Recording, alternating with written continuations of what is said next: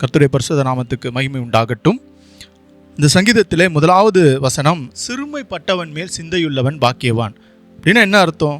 சிறுமைப்பட்டவர்கள், வியாதியில் இருக்கிறவர்கள், தேவையோடு கூட இருக்கிற மக்கள், ஏங்கி கொண்டிருக்கிற மக்கள், அவர்கள் மேலே கர்த்தர் என்ன சொல்கிறாரு? பாக்கியவான். கர்த்தர் அந்த சிறுமைப்பட்டவர்கள் மேலே சிந்தையுள்ளவர்கள், அவர்களுக்கு உதவி செய்கிறவர்கள் பார்த்து சொல்கிறாரு, தீங்கு நாளில் கர்த்தர் என்ன பண்ணுவார்? அவர்களை விடுவிப்பார். அப்போது ஆண்டு கூட புதிய ஏற்பாட்டில் நம்ம பார்க்குறோம், நான் வியாதியாக இருந்தேன், நீங்கள் என்ன பண்ணீங்க? பார்க்க வந்தீங்க. நான் காவலில் இருந்தேன், பார்க்க வந்தீங்க. நான் தாகமாக இருந்தேன், எனக்கு தண்ணி கொடுத்தீங்க. நான் வஸ்திரம் இல்லாமல் இருந்தேன், எனக்கு வஸ்திரம் கொடுத்தீங்க. நான் பசியாக இருந்தேன், நீங்கள் எனக்கு என்ன பண்ணீங்க? போஜனம் கொடுத்தீங்க அப்படின்னு அவர் சொல்கிறாரு. இதெல்லாம் யார் செஞ்சு ஆண்டவரேன்னு கேட்குறாங்க. அப்போது இப்படிப்பட்ட மக்களுக்கு நீங்கள் செய்தது எனக்கே செய்தீர்கள் என்று சொல்லுகிறேன் என்று சொல்கிறாரு. ஸோ அப்போ என்ன சொல்கிறாரு? சிறுமைப்பட்டவர்கள் மேலே, அப்படிப்பட்ட மக்கள் மேலே தீங்கு நாளில் என்ன பண்ணுவார்? கர்த்தர் அவர்களை விடுவிப்பார். கர்த்தர் அவர்கள் என்ன பண்ணுவார்? பாதுகாப்பார், உயிரோடே வைப்பார். பூமியில் அவங்க என்ன பண்ணுவாங்க? பாக்கியவான்களாய் இருப்பாங்க. அவருடைய சத்துருக்களின் இஷ்டத்துக்கு என்ன பண்ண மாட்டார்? அவர் நம்ம எப்போ கொடுக்க மாட்டார்.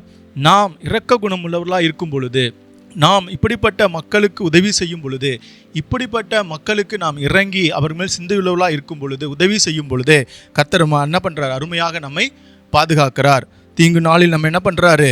உயிரோட வைப்பார். தீங்கு நாள் கர்த்தர் என்ன பண்ணுவார்? நம்மை விடுவிப்பார். அந்த தீங்கு நாட்களுக்கு நம்மை ஒப்பு கொடுக்க மாட்டார். தீங்கு நாட்களுக்கு நம்ம என்ன பண்ண மாட்டார்? நம்மை விட்டு கொடுக்க மாட்டார். அந்த தீங்கு நாட்களுக்கு நம்ம என்ன பண்ணார்? விலக்கி பாதுகாப்பார். அவர் நம்ம உயிரோடே வைப்பார். நம்ம பூமியில் பாக்கியவான்களாக இருப்போம். நம்முடைய சத்துருக்களின் இஷ்டத்துக்கு என்ன பண்ண மாட்டார்? நம்மை ஒப்பு கொடுக்க மாட்டார். இப்போ பாருங்கள், ரொம்ப அருமையாக சொல்லப்பட்டிருக்கிறது. படுக்கையின் மேல் வியாதியாய் கிடக்கிற அவனை கர்த்தர் என்ன பண்ணுவார்? தாங்குவார். அவன் வியாதியிலே அவன் படுக்கை முழுவதும் என்ன பண்ணுவார்? கர்த்தர் மாற்றி போடுவார். எப்போ இந்த காரியத்தெல்லாம் அவர் செய்வார்? நாம் சிறுமைப்பட்டவர்கள் மேல் சிந்தையுள்ளவர்களாக இருக்க வேண்டும். சிறுமைப்பட்டவர்களுக்கு, தேவை உள்ளவர்களுக்கு நம்ம என்ன பண்ண? உதவி செய்ய வேண்டும்.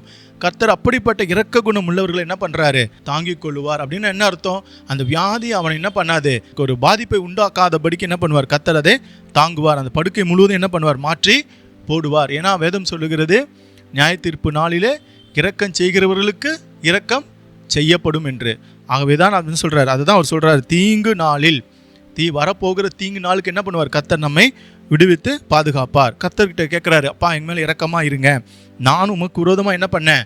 பாவம் செய்தேன், என் ஆத்மாவை குணமாக்கும். ஏன் ஆத்மாவை குணமாக்குன்னு சொல்கிறாரு?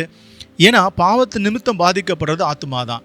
ஆதாமுக்கு கர்த்தர் சொன்னார், நீ இதை புசிக்கும் நாளிலே சாகவை சாவா என்று சொன்னார். ஆனால் நம்ம என்ன பார்க்குறோம்? அவன் சாகலை. அப்போ என்ன அர்த்தம்? அவனுடைய ஆத்மா மரித்து போயிட்டது. அவன் ஆத்மா என்ன ஆயிடுச்சு? மரித்து போயிட்டு. அவன் பாவம் செய்த நிமித்தமாக என்ன ஆயிடுச்சு? அந்த ஆத்மா மரித்து போயிட்டு. ஆகவே தான் அவர் சொல்கிறார், என் ஆத்மாவை குணமாக்கும். நான் செய்த பாவத்து நிமித்தம் நான் என்ன பண்ணுறேன்? என்னுடைய ஆத்மா மரித்து போயிருக்கிறது. ஆகவே என்ன பண்ணுங்க? என் ஆத்மாவை தாங்கிங்க, என் ஆத்மாவை குணமாக்குங்கன்னு சொல்லி அவர் கர்த்தரிடத்தில் கெஞ்சுறாரு.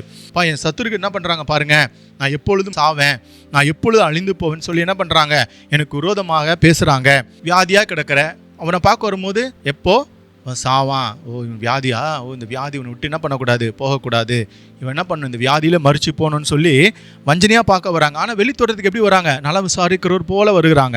ஏன்னா சத்ரு என்ன அப்படி தான் வரான். நலம் விசாரிக்கிறவர் போல வந்து என்ன பண்ணுறான்? இவன் எப்போ தன் இருதயத்தில் அக்கிரமத்தை சேகரித்து கொண்டு வருகிறான். இவன் எப்போ சாவான், இந்த படுக்கையில் தான் என்ன பண்ண மாட்டான்? எழுந்திருக்க மாட்டான்னு சொல்லி தன் இருதயத்தில் வஞ்சனையை சேர்த்து வச்சு என்ன பண்ண? வெளியே போய் தூற்றுகிறானா. வெளியே போய் என்ன சொல்கிறான்? அவன் பார்க்க போயிருந்தப்பா, அவனுக்கு பயங்கரமான வியாதி வந்துச்சு, அவன் பிழைக்க மாட்டான், அவன் அவ்வளோதான், அவனை அழிஞ்சு போயிடுவான் சொன்ன உடனே என்ன பண்ணுறாங்க? எல்லாம் அவனுடைய சத்துருக்கள் அதை கேட்டு என்ன பண்ணுறாங்க? முழுமுழுக்கிறாங்க. ஆமாம், அவனுக்கு வந்த வியாதி என்ன பண்ணாது? அவனை தீராத வியாதி அவனுக்கு வந்துருச்சு, யாராலும் என்ன பண்ண முடியாது? குணப்படுத்த முடியாது அப்படின்னு சொல்லிட்டு அவனுக்கு விரோதமாக என்ன பண்ணுறாங்க? முறுமுறுக்கிறாங்க. பிராண சிநேகிதன் அப்படின்னா என்ன? ரொம்ப நெருக்கமான சிநேகிதர்கள். நான் நம்பினவனும், நான் என்ன பண்ண? அவனை முழுசாக நம்பினேன், என் கூட என்ன பண்ணான்? ஒன்றாக அப்பம் புசித்தான். அவனே என்ன பண்ணுறான்? இந்த காரியங்களெல்லாம் கேட்டு, ஆமாம் அவங்க அவன் கர்த்தருக்கு விரோதமான பாவம் செஞ்சதுனால தீராத வியாதி அவனை பிடித்து கொண்டுன்னு சொல்லி அவனும் என்ன பண்ணுறான்? தன் குதிகாலை தூக்குறான். எனக்கு விரோதமாக இந்த சத்துருக்கள் என்ன பண்ணுறாங்க? இவ்வளவு காரியத்தை பண்ணுறாங்க, நான் அவர்களுக்கு சரி கட்ட என்ன பண்ணுங்க? என்னோட படுக்கையிலிருந்து என்ன எழுந்தரிக்க பண்ணுங்க. அப்பா என் சத்துருக்களின் இஷ்டத்துக்கு நீங்கள் என்ன பண்ணல? என்ன ஒப்பு கொடுக்கல. ஏன்னா அதை 2வது வசனத்தில் பார்த்தோம் இல்லையா? அவன் சத்துருக்களின் இஷ்டத்துக்கு நீர் அவனை ஒப்பு கொடுர். எப்போ?